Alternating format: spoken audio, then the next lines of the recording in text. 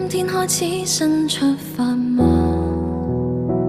流過了吧，忘記了嗎？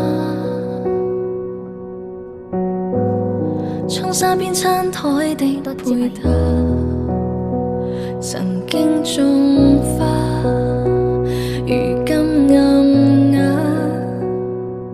誰從屏幕裏看從前？而誰停下企我門前？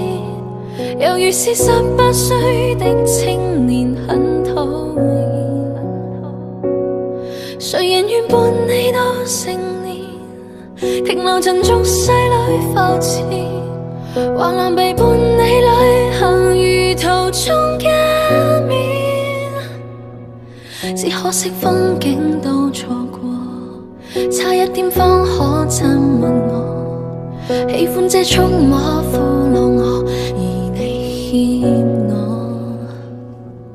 當天的街巷中碰過，吹起的煙圈中說破，心中這一位英俊少年的愛火，可燒傷我。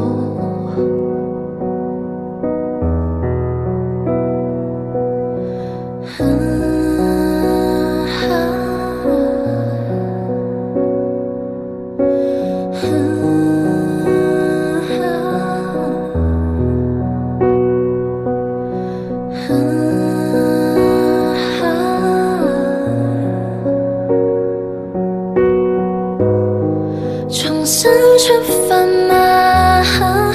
更渴望未來。以往這少年懂愛嗎？彷彿不夠。成長會進化嗎？也信念自由。我愛這少年。